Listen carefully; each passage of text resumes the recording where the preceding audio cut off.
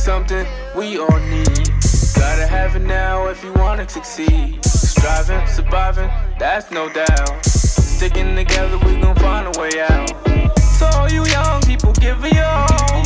To all you young people, give it your all. To all you young people, give it your all.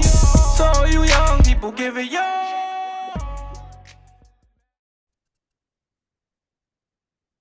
Good afternoon, back community. Thank you as always. You know how I like to start these things off by saying thank you for staying involved. Thank you for staying engaged. Today we're going to be talking about a hot topic, everything around real estate. And I had to bring in an expert, the big guns, a gentleman who he and his team helped my wife and I to secure a property of our own as well. That's why I know he's an expert to bring onto the platform. But without further ado, I want to say let's welcome Mr. Beau Morgan to the back community. And I look forward to diving into your story. Thank you. Thank you for having me. I really appreciate it. Yeah. Let me see. I know what you do, and like I said, we're going to be talking about all things real estate. But and I try to do a gracious interview, but I realize that sometimes the best way to introduce a person is to have them introduce themselves. So my first official question for you on the back community will be, Mr. Morgan, please tell the back community what it is that you do. Who is Beau? Where's Beau from? And what's the services that you provide? No problem. So yeah, my name is Beau Morgan. I'm from Hampton, Virginia. So up here they call it the Tidewater. Where I'm from, we call it the 757. So if y'all don't know where it's at, it's about 30 minutes from Virginia Beach. Everybody knows Virginia Beach. So yeah, grew up in Hampton, played football in high school, also, throughout growing up, my whole family did. So you'll probably hear me mention football had a big impact in my life. Went to Virginia State University from after I graduated high school, which is about 30 minutes south of Richmond in Petersburg or Ettrick for my VSU guys up on the hill. And went there, was playing football there as well for a few years, graduated there with a biology degree, interesting enough, and then wound up coming up here and starting my career, which is real estate, which we had mentioned. So yeah, that's kind of the short form version of that. In addition to just where I'm from and what schools I went to, I'm a God-fearing man. I'm a father. These are the few things that are just pillars in my heart that I like to also put first, which I ended up putting last this time, but those are definitely. Yep. And listen, man, when I first met Beau, like I said, we were in the market for a new realtor, and I had a chance to meet him at one of the first listings. And one of the things that stood out to me about him was exactly what he said. He's a man's man.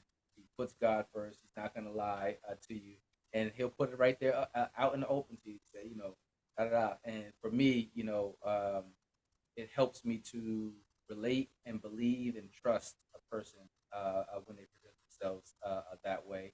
And my philosophy is come as friends and leave as family. So any person that I do business with, if it goes well, I keep them along as family, and that's why we got you on the back community. There you go. Already, I remember you saying that back in the day. Facts. And so I gotta say this. So real estate or being a realtor is one of the things that you do, but how did you make the transition, or why did you make the transition with a chemistry background and getting into houses, getting into real estate? How'd that happen? Yeah. Good question.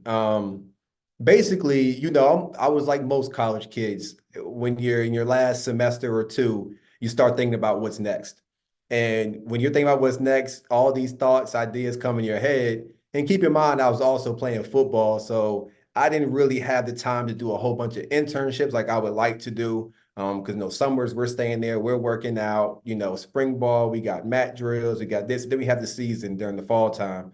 And so what I did, I got a few internships in physical therapy when I went back home for the summers, for the few months that I did go home. Was doing that, and it was cool and dandy. But I actually ended up, my son was born before my junior year of college. And so that kind of caused me to pivot, so to speak.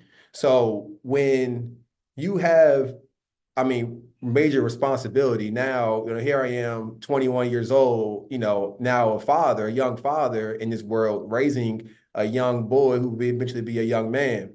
And so I didn't afford myself the time to be able to continue with education and get masters and my DPT and stuff like that. I just didn't have that time anymore to be in the classroom. I need to find a way to make a living and make a way for my family. So when I first got into it, it was definitely making a living, right? That was on my mind. But I was sitting at my cousin's dining room table the summer before I graduated, and we were talking about next steps, like most family members do.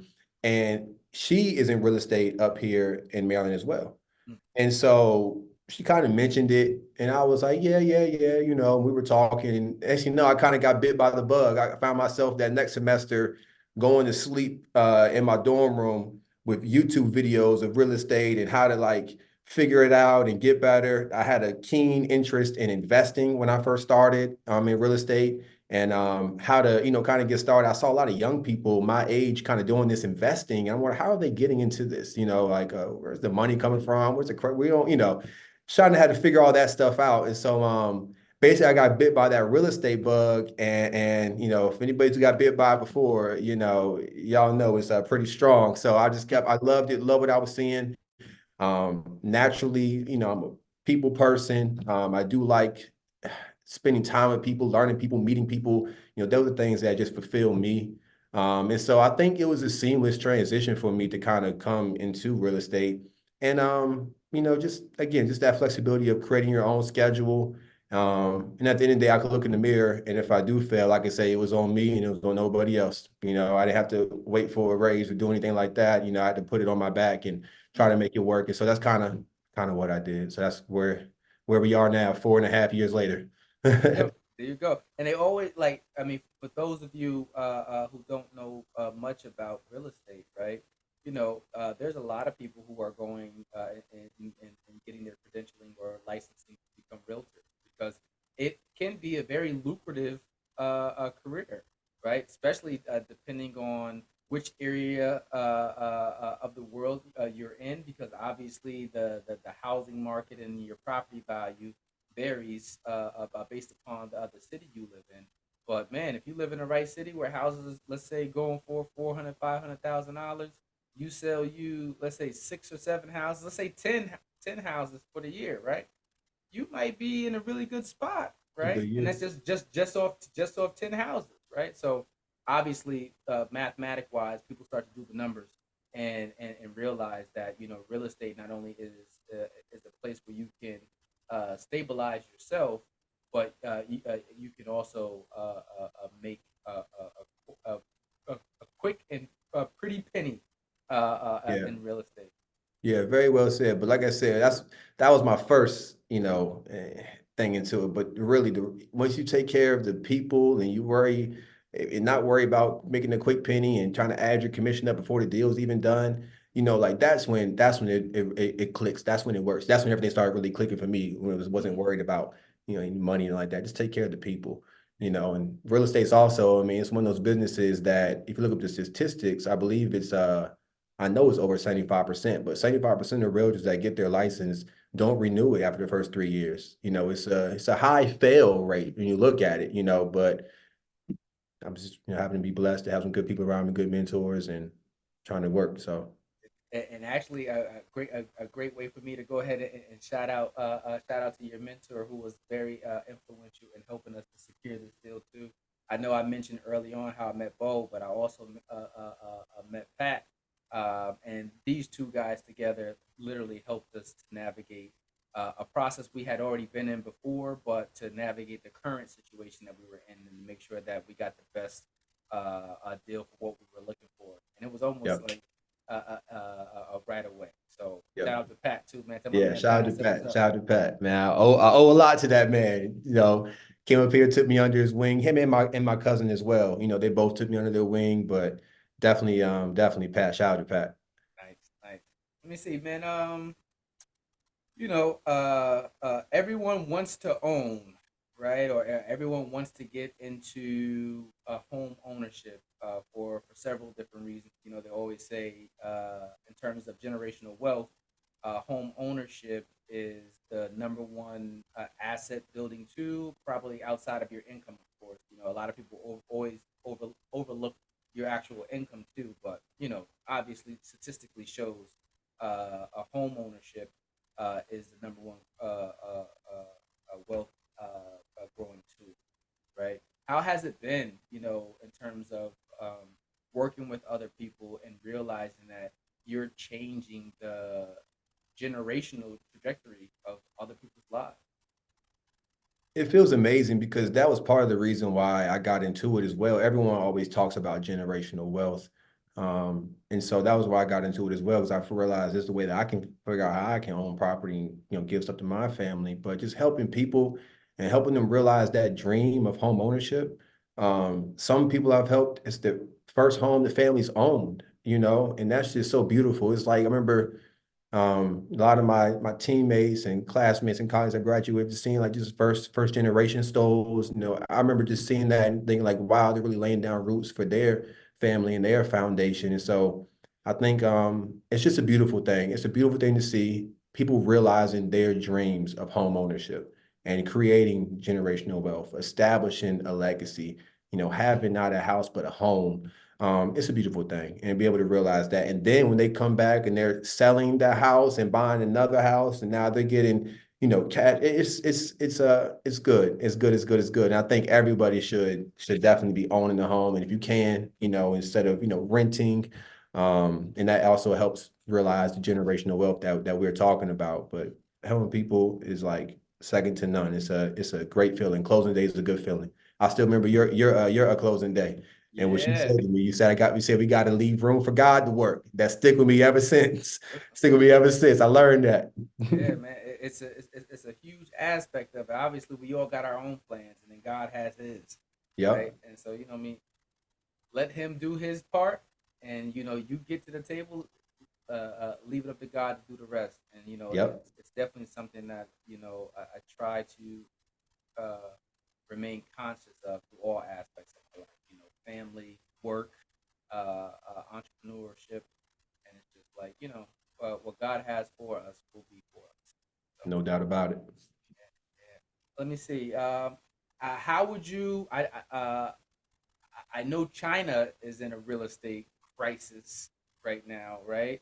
But we're going to talk about the United States. How would you say if you were to give it a grade?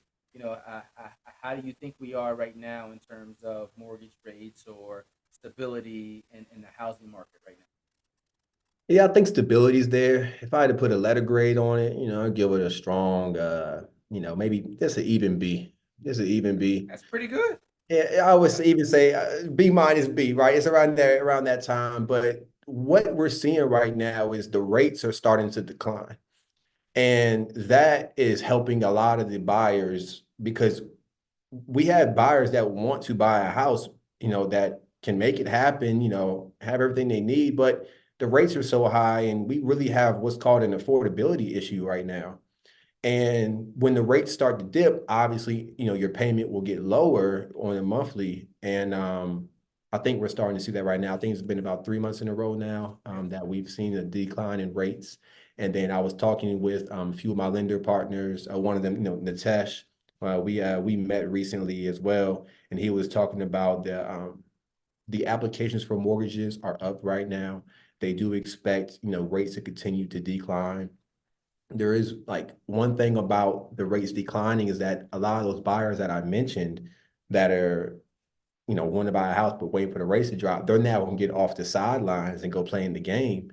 And now we're having an influx of buyers. And the reason why I say it's a B minus, because right now our inventory is a little bit lower. Mm. There's not a lot of houses out there right now. Are we seeing a small uptick? Yes.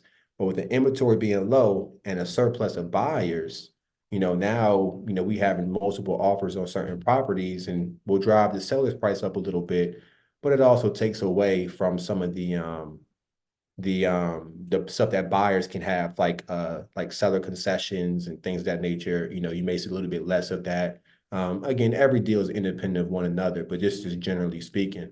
So yeah, that's why I give about a B minus. But I do think as we go into the summer and the fall, rates will continue to drop. More buyers will be out here in the marketplace, and now sellers can actually sell and move to go somewhere without upping their payment drastically because the rates are so high. So Okay. you see more inventory coming to market as well. So yeah, we're in a good spot. Prices are holding well. It's not like it's a decline or anything like that. They're holding steady, even up just slightly, but not as much as they were, in 21 and 22. But prices are holding steady and buyers are out there ready to buy. People buying and selling houses every day. Hey, listen, to your point, it made me think about how, a lot of those buyers during COVID, are actually upside down right now in mortgages, right? And it's only because, remember, we had people paying way above the actual value on a lot of houses, and people were paying cash above because during COVID, everyone realized how important it was to have space, and everyone wanted to get it, and everyone wanted to pay a lot more. And of course, the rates were a lot lower too before. Like 2%. I was getting ready to say that was Yes, really the yes, main yes, thing. yes. You get a 2% on your Before they money. I ballooned mean, up, there you go. give me Yes, a I house. I So that's why can't people were overlook using that their one. cash. So they were, Yeah. you're right. They were doing, I mean, I remember going to an open house and it was a line to get into the open house during COVID. I mean, wrapped around at least six houses back. And we're in a townhouse community. So it was, I mean, all the way back over in Sterling, Virginia. It was a line to get into an open house. So yeah, it was crazy times, when during COVID. But with those rates being that low, everybody was trying to buy, and everyone was overbidding. So people, that was a good time to sell, because everyone was It going was a right. seller's market. Exactly. Yeah, It was a seller's market. It yeah. was a seller's market. And like I said, they could pretty much sell to whoever they wanted to at that time because everyone was willing to pay well over the asking price of Waiving what was the value. inspections and all that. They Yep. weren't doing inspections, appraisals. Yeah. You see, but where we are currently, I want to say I thought we were going to go closer to double digit numbers. So when the mortgage rates actually took that turn a couple of months ago and started to go back down, I remember us having a conference. Not us. We were at a social gathering with some friends, and we were all in there making our bets on. It's like, listen, we're going to see double digit numbers for mortgage rates before we see lower numbers again. But I was surprised to see. Yeah, praise God, because if we got into double digits, that would be something. I don't know how that will look, what that will look like, but I praise God, it's starting to turn around a bit because again, just rates were just kind of pretty high last year. So All right, all right. I gotta ask this question. For everyone who's interested in purchasing their first home, right? Um, what are the things that you educate buyers, buyers on who are interested in becoming first time home buyers? What are some of the things that you would tell generally to an audience who might not have never gone through that process before, but is trying to make sure that they have uh, crossed crossed the T's and dotted the I's? yeah. Yeah, I mean, I would really start with first things we got to do. We have to see, how much can we qualify for? And I think we get stuck in this cycle of just looking at property instead of kind of acting a little bit more on it. So if you're a first time home buyer, and I would say let's if you feel like you're ready to have a more serious conversation about it, we gotta know how much you can qualify for. So we have a talk to a lender and kind of hear these numbers. And most lenders are not going to sit there and run all your credit the first time. They're going to talk to you. You can let them know what you expect. You can tell them soft things. This is my score, and this is how much I have saved up. And they'll ask the right questions. You can kind of get a general feel for what you are able to afford or what you qualify for. So I would say that's the first thing. Secondly, also, I play football. I play quarterback, so I'm gonna use the reference to quarterback. You got to choose a good quarterback because your realtor is like a quarterback for the transaction. Your realtor will have home inspectors, will have if you're selling, appraisers. If you're looking to buy, I mean, you're going to need to have an inspection. You're going to need to have people that can get stuff done quickly.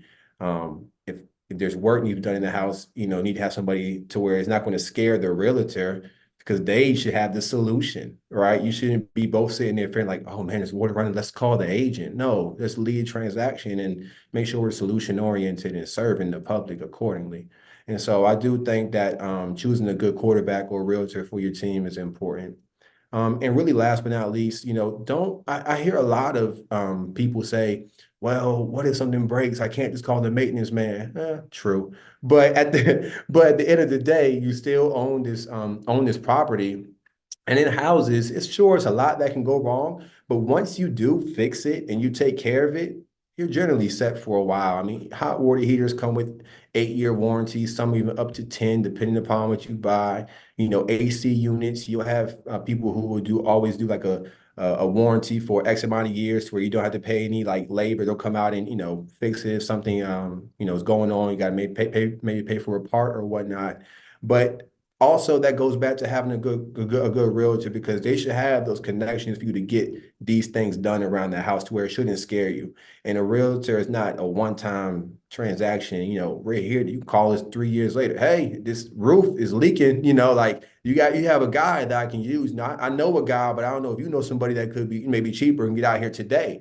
Oh yeah, let me make a few phone calls and I'll let you know. Just don't be scared of the cost associated with home ownership because that's also part of the beauty of home ownership, in my opinion.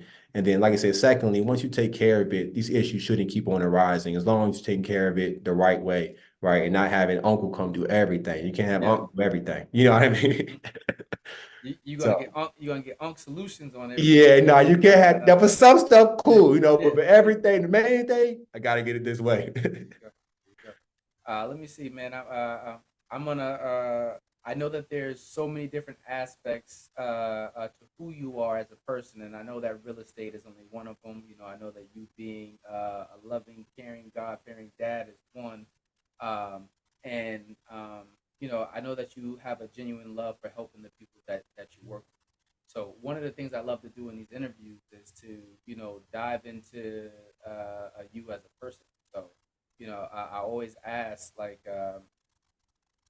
one of my favorite questions is to ask you questions centered around the younger version of you. Because a lot of times, hindsight is 2020, right?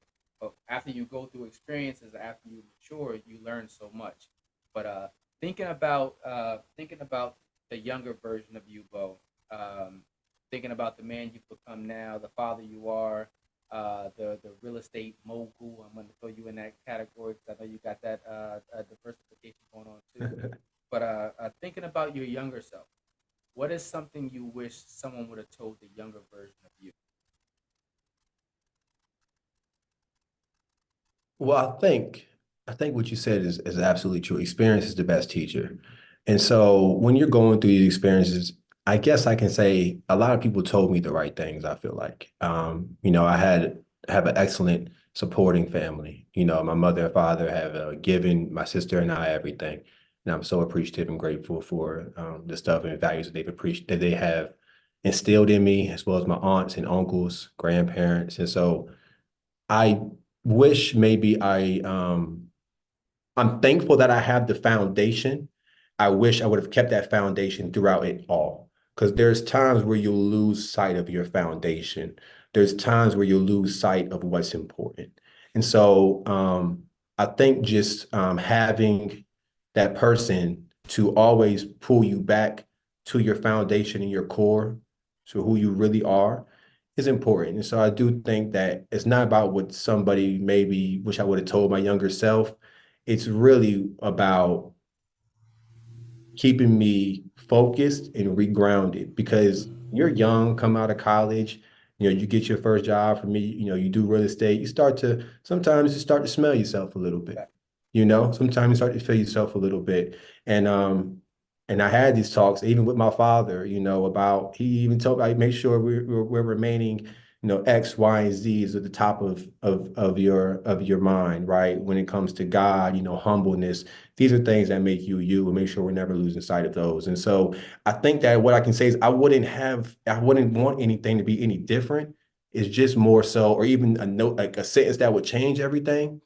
It's really more so just knowing that I always have that support there and it's always there to reground me as well as, just understand that God, is leading this. It's not, I'm not doing this. I've tried it my way. It doesn't work that way. I have to do it in his way. And so like, I think that's really what I would like to do. I hope that answered the question. It does. I love it. I love But it yeah, because it sounds exactly like something that I would say. You know what I mean? yeah, It's like, um, you know,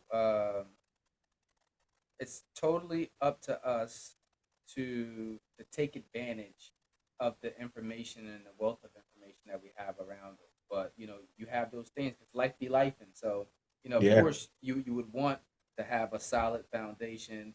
But sometimes we end up migrating towards what looks cool, and it takes us a while to figure out how to not chase what looks cool and how to chase what's actually going to produce positive fruit bearing results for us, right, right? right. Especially as young men, you say, college educated, coming out and saying, hey, well, you know what, I have so many other positive things going on for myself. But like you said, how do I keep, as my mom would always tell me, how do you keep from not allowing your head to get bigger than it needs to be, right? And that type of foundational support matters, and it also is strengthened through a lot of the bad decisions that we end up making. And it's just like, oh, okay, you know what? All right, like you said, I did it my way. I see Yeah. how that turned out. It was the same. That's why I said when you said it, that resonated with me because like people ask me, like, Tyrell, how did you make the transition or the change for you? I was just like, well, I messed up every possible way that I could mess up. Yeah. And it's only one or two ways I can go from here. I can stay going down this path to the left, or I can decide to do something different. And strengthening my relationship with God was like the ultimate piece and game changer for me, which I know in every possible way saved my life, but it also put me in a position to help save and change the trajectory of other people. Yep. Yep. And that's what it's about. That's what it's about. Kind of that each one teach one as well. Because, you were brought to the water, you drank from the water. Now you got to bring other people to the water as well. So that's good.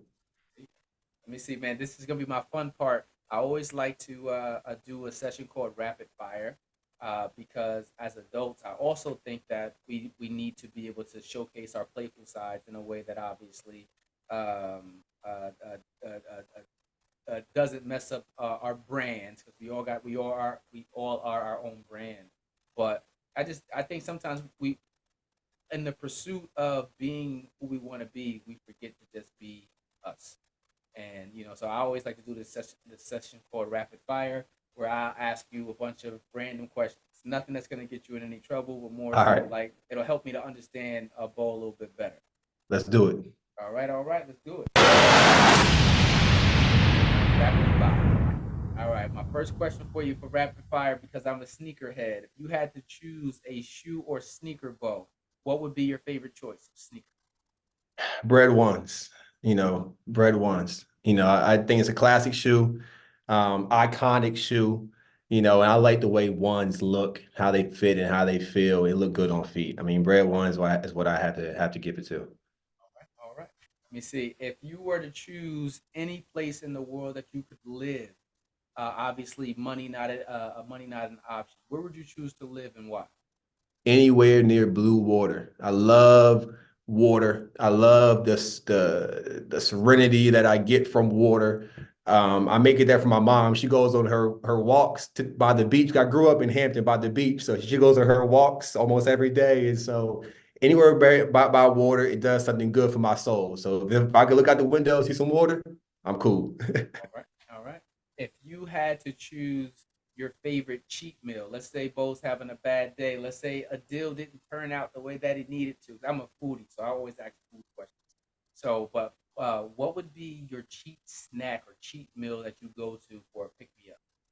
Cheese snack. I mean, as I don't know what for me. Lifesaver gummies. Anything has some gummies, whatever. I got to get my little sugar, my little lifesaver gummies. I'm cool. And I even give my son some too. Hey, son, you want to go to the store get some gummies? I get my little father tax first, then I give him the rest. But yeah, Nice. Nice. anywhere with some gummies, or if I want to go grab some dinner, some people may not call it a cheat meal because I mean people don't, but I like just, steak and potatoes and steak and lobster, stuff like that. Something that's like red meat. I love that. So anything like that's cool. Okay. If you had to choose your favorite artist, who would it be Easy. all J. time? Cole. J. Cole. Ooh, Yeah, J. Cole. It's easy. It's easy. I okay. mean, just he talks about stuff that is not as common that most rappers or hip hop people may talk about. When you hear a lot of people talk about idolizing women or substances or firearms.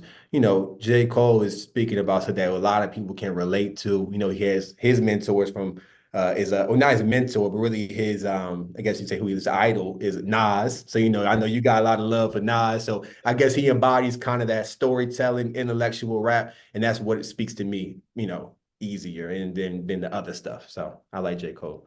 Dreamville, shout out to Cold World. Yeah, Dreamville, down there in Carolina too. They got the Dreamville Fest. There you go. What do you say? Vietnam, Yep. Fayetteville. You see, if you had to choose a favorite season of the year, what would be Bo's favorite season of the year? Fall, fall, fall, Fine. fall. Football, the colors, the weather, the nice comfort food, you got Thanksgiving right there, family, it's all good for me. So fall. Can't go wrong. Can't go wrong with fall. And let me see. This is my last question for you for rapid fire. And I have to say this because I've been quoting Step Brothers. It seems like for the last 2 weeks, that's all I've been doing is giving my wife quotes on Step Brothers. But what movie do you find yourself quoting the most? Good one. That's a good one. I think if I'm talking to my friends that I grew up with and trying to be more of a funnier, like Mike, we have a lot. It's a lot of funny little stuff in there. I guess you grow up, you watch a movie with your friends. In general, Denzel, a lot of movies with Denzel. I mean, I like then Training Day. I got some quotes there. Remember the Titans is my favorite movie of all time. Got some quotes there. And then what's the other one I like to pull from Denzel's catalog? It's not coming to me right now, but yeah, definitely those three is what I have to kind of give you. I can't give you one for that one. Okay, fair enough. I Yeah. will take that. I will take that, and thank you for participating in rapid fire. I was a little nervous. I don't really get nervous like that. I was like, okay, rapid fire, I gotta think quick. Mm, mm, mm. You see, man. Here's my favorite question out of all 4 seasons of doing the Back Community podcast. I love to ask this question. Bo, if you were to define success, how would you define success for you? There's a basic definition that goes out there. A lot of entrepreneurs kind of embody this, and I would say I take to it as well. My definition of success is how many people I can make, how many people, other people I can make successful, because I think that's how you measure success. Success to me is definitely it's a personal journey. But once you're able to help others, achieve some type of level of success, achieve that belief in themselves, the confidence, there's no greater feeling for me. So it's about the impact that I have for to others and for others when it comes to even with getting into real estate. I'm really an open book when it comes to those things. So a lot of people will kind of hit me up about that. So yeah, that's kind of how I define success. Just how many people can I impact? How many people can I make successful because of me? When I was in college, I had a manager. I was working at Busch Gardens um, during the summers and the winters when you're in school. He had this it was silly at the time to me, but I got him when I got older. He was like, I want to be like an octopus. I want to have like my the arms. I want to be able to lift kind of everyone up, So, and that's kind of how I look at it too. I want to be able to kind of lift everybody up. People that, I came up with, people that I didn't come up with, people that I see we have similar, kind of morals and values and whatnot, or even not, like so just anybody I can make successful because of the impact I've had on them. That's the true definition of success to me. So I love it. It's a word that you just made me think about altruism, the unselfish regard for the needs of others. Right? word that I learned during undergrad, and I promise you, it just stayed with me. So everything what you just said right now just made me think about being an altruistic person. How your gifts and what God's going to give to you is so much more tied to how you are able to help and be used to help others. And my pastor literally just talked about this Sunday. Like we all have we got our jobs, we got our careers, but then you got personal missions too. Like God gives us all talents and strength, and we got to ask ourselves, how are we utilizing those talents and strengths to add to His kingdom, not just what we want, right? But There you so go. with what Gotta you use just God's said, it's gift. just like I'm thankful that you have a passion for helping others. You definitely helped the Hughes household over here, so Yeah. I got a chance to see it I firsthand. thank y'all for hitting me up too. That was cool how we ended up meeting. Yeah, So yeah, that was cool. yeah, and I have to make this public joke. I almost didn't want to go with Bo because when he was in school, he made a decision to become a part of one of the fraternities out here in this world. You said It wasn't the mine. greatest fraternity? I'm sorry. You think one of or the fraternity? I'm just messing. Yeah, I'm gonna put you guys out there as one of. But shout Yeah. out to you and all your brothers in Kappa Alpha Psi. My man Bo's the Kappa as well. So I always like to talk trash to every other person of the Divine Nine, Hey, when it they're wouldn't not be us if becoming we didn't alpha. do that, right? It Yeah, wouldn't be us if we didn't do that. You got to talk a little trash to the opposition, right? there As you go. There you go. Listen, that's how you know it's real. they say. Let me see, man. If with all that you're doing in terms of work, fatherhood, um, you know, your pursuit of health and fitness for yourself, with everything that's on the table, how do you ensure or how do you keep a healthy work-life balance? It's life be like. It does. It does. It does. And I think a lot of realtors can also struggle with this because especially if you're marketing to buyers, a lot you can get run around, right? You get a call, oh, I just drove by this house, it was a for sale sign. Can we go see it today at 4:30?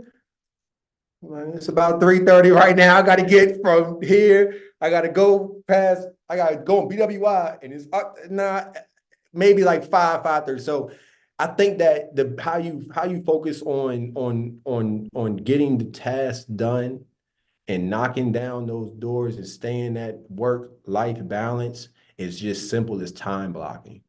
Like if you're able to sit down, and I've known people who do this for the whole week.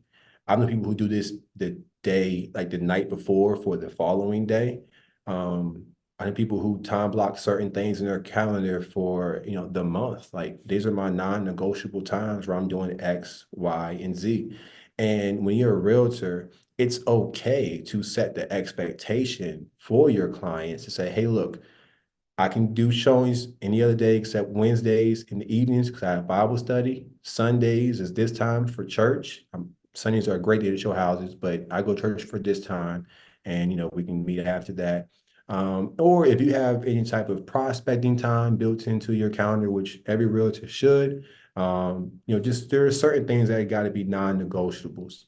On top of that, being a father, for me it helps because he's on the schedule, right? It keeps me on the schedule because if I'm offline here, I still have to tend to his schedule because I got to get stuff that I need to get done prior to me tending to his schedule. With we talked about before we got on sports and swimming after class, just different things you have going Boxing. on. Boxing, he goes to boxing. We go to the UFC gyms. They do a little kicking stuff too. But yeah, but just stuff like that. I mean, I gotta take care of that too. And I have great, support from a lot of people when it comes to, our village. But I think time blocking is how you manage that and realizing that, and I can speak to real estate because that's the industry I'm in. However, I do feel like that this follows everybody. I think in order to be the best version of a realtor, or of a doctor or lawyer, whatever you're choosing to be, you got to be the best version of yourself too. And that's working out, that's eating right, that's doing all these things because real estate to me is not a 9 to 5, it's a lifestyle. So you got to find a way to fit that in your lifestyle and make it yours and make it seamless. And so I think time blocking is one of those life hacks that I think a lot of people know about, but I don't know if people do it. A lot of people they live on the fly, on the edge, fast life, which is good, but you gotta time block certain things. So And I finished watching reading 50 Cent's latest book, Hustle Smarter, Hustle Harder, I think, heck something of a like book. that. Listen, Yep. and in it, he's just like, he addresses that at that very point, how, you know, the illusion or the allure is just like, oh, when I'm hustling, I'm hustling. I don't need to sleep. I don't need to rest. It's just like he addresses that, as much work as 50 Cent is doing, right? He prioritizes sleep. I prioritize, like saying I don't drink.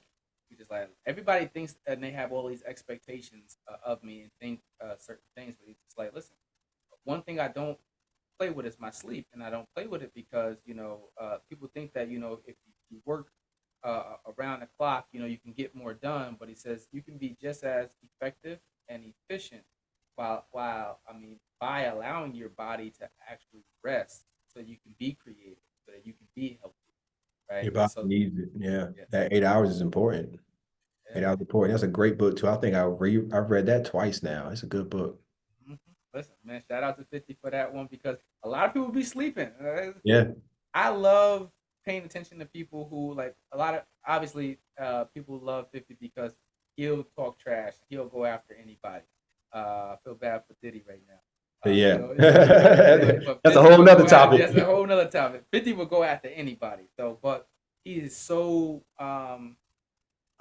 strategic in all of his moves, and he knows how to market himself and market others, but he knows how to maximize on every deal. And you don't get to that place in life without realizing that I need to invest in myself. I need to go ahead and not be on everybody else's time schedule. Like you said, as a realtor, you are always at the mercy, or we always want you on our schedule. Like, hey, Bo, I just found a house. It's 3 o'clock in the morning. Can you come here? And it's like, so to be able to have a hard no and like, hey, you know what? I'm not available on these days, right? A lot of people think if you say no, you're going to lose clients. But what I've learned over time, and I said, I've been doing financial coaching, I've been doing mentoring for over 20 years, right? You're not going to lose clients for setting boundaries and having morals. They'll actually respect you even more for being able to not just accommodate or roll over for every possible thing. Well, I'm paying you and you should be doing this. And like, well, really, you're not. So, Yeah, yeah. It's definitely it's all about setting the expectation because, like, I mean, people will, yeah, and because they will run you around if you kind of let them a little bit. Set the expectation and it's fine. I mean, like, it's fine. And the good, like, that's why I mean, just when the first few conversations I have with people, what days are best for you to show how it's that way? We can see that even aligns with here, and okay, cool. So I know if I see something, I can set up a showing for this time. Okay, cool. If that changes, update me, So yeah, you're right. You won't lose any clients and people won't even think about it. They'll say, oh yeah, I understand. This is what it is. yeah. So, And shout out to Chick Fil A because I'm a big Chick Fil A fan. I wanted to go there for lunch, but the reason why I'm going to use Chick Fil A in this example before I move on is just like think about it. The number one in the food industry, the number one money making day is Sunday, right? hmm Everyone's traveling, or out and about and looking to not have to cook. And Chick Fil A strategically, as part of their mission, shuts down every Sunday, Yep. right? But is you have never seen Chick Fil A struggle.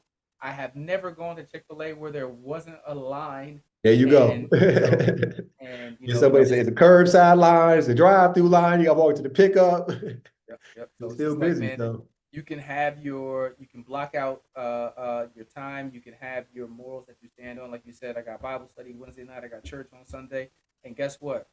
God will assure that you are rewarded for putting Him first too. And I think that a lot of people think in the pursuit of chasing goals that sometimes your personal foundation has to suffer. And what I've learned over the years is that taking care of my personal foundation has taken care of it. Yeah, because you can't be you without taking care of your personal foundation. If you can't be you, it's hard to achieve your goals because now you're doing something else and being something else. So yeah, definitely, it's all part of it. It's all part of it. Like I said, life be life. It's part of life. Got to figure it out. Life be life. Listen, man, I got two more questions for you. I'm letting you go, Bo. Okay. Uh, this next question is thinking about the entirety of your life at this point, but thinking about your life's path and where you are today. What about your life's path are you most proud of?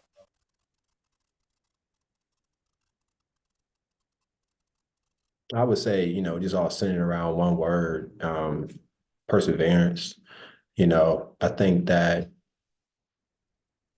that's really it.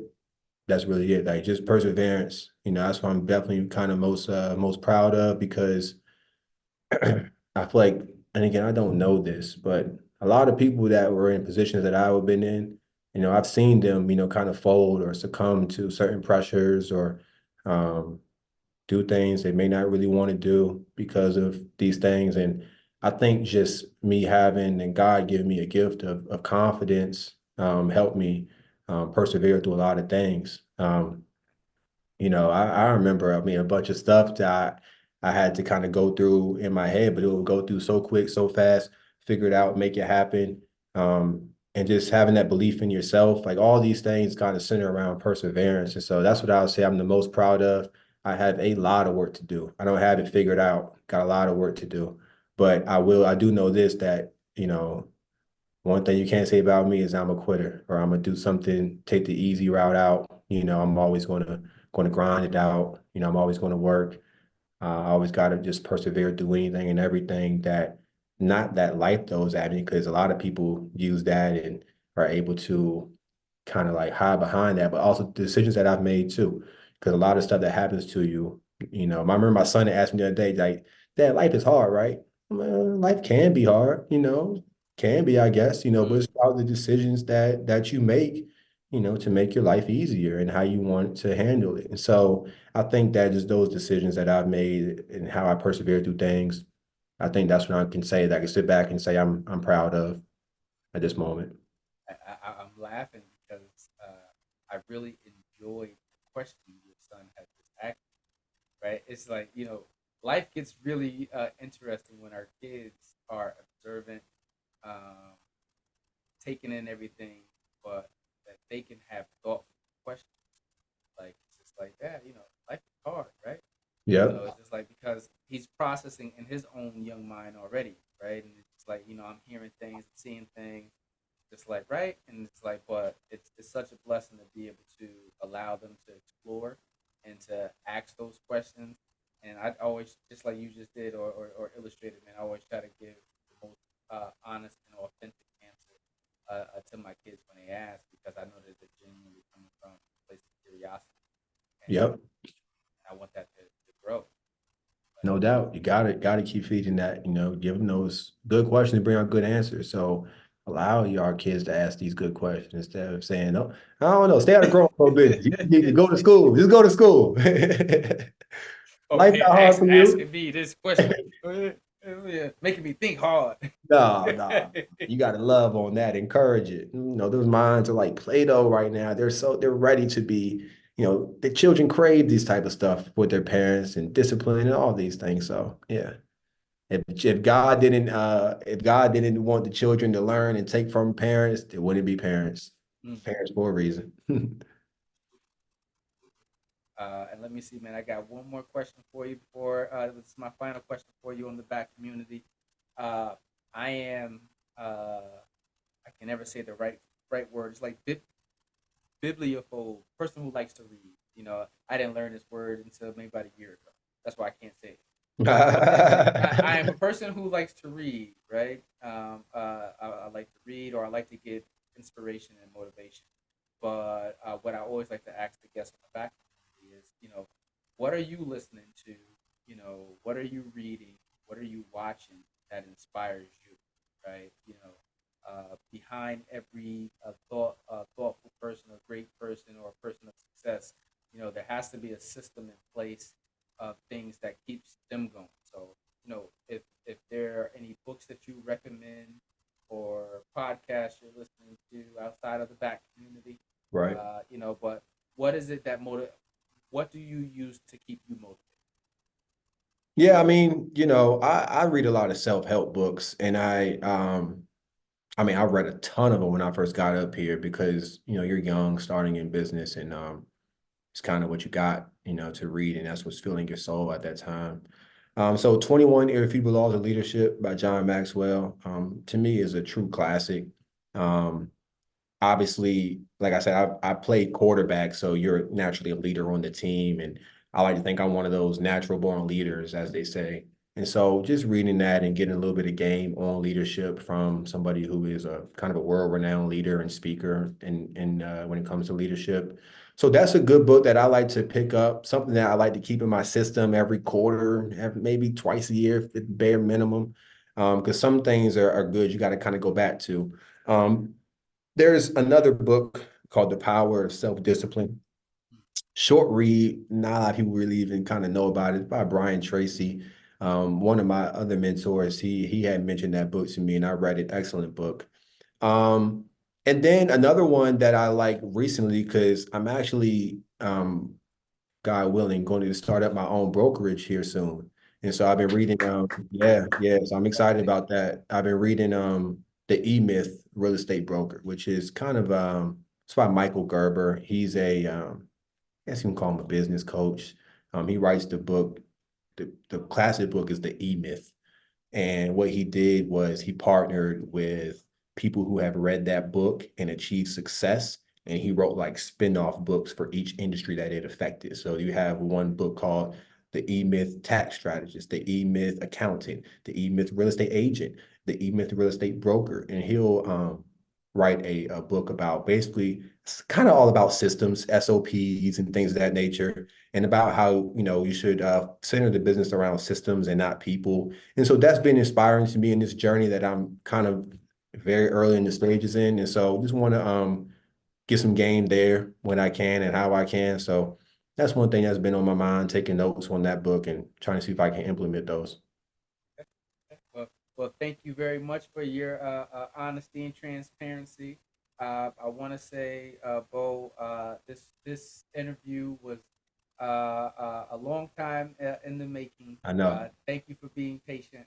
But I couldn't wait to get you onto the platform. Like I said, man, I'm grateful for the services that you render to all of us, and I can imagine that the same love that you put into our deal, you put into all your deals. So again, thank you to both you and thank you to Pat.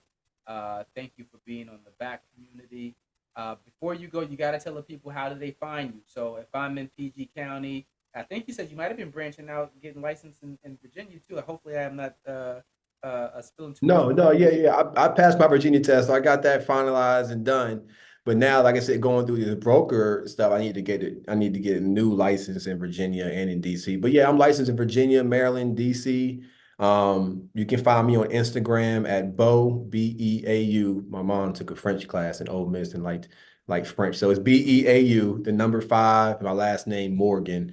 That's my Instagram. You can simply probably Google my name, Beau Morgan, Zillow, Beau Morgan Realtor. You can check me out on Zillow, look at my reviews and things of that nature. That's the easiest way to contact me, find me.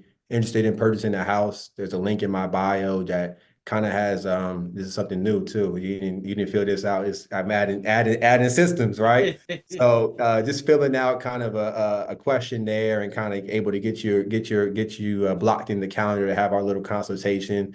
So those are 2 easy ways to kind of reach out to me. And I got one more thing to say before we sign off. I want to say I really appreciate you too, Tyrell. It means a lot just hearing that you were thankful, and it means the world to me. Thank you for also having this platform. And like we talked about, serving others and being, servant leadership. And that's definitely what I believe you embody.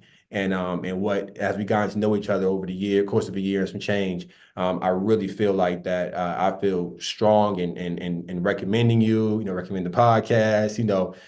Pushing your book out there. I still gotta get my copy, by the way.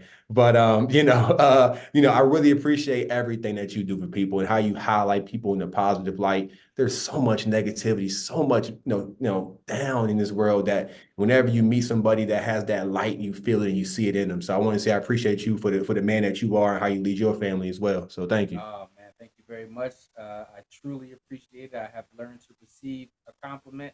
Wasn't always my It's hard. Yeah, so thank you very much. I truly appreciate it. But listen, Beau, man, I'm gonna let you go. I know you're a busy man.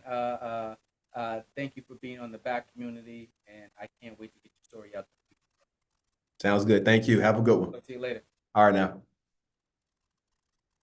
Keep climbing up the ladder. Black lives matter. They matter. Matter. So all you young people, give me all. So all you young people, give me all. So all you young people, give me all. So all you young people, give me all. Matter, matter. Black lives matter. They matter, they matter. Black lives matter.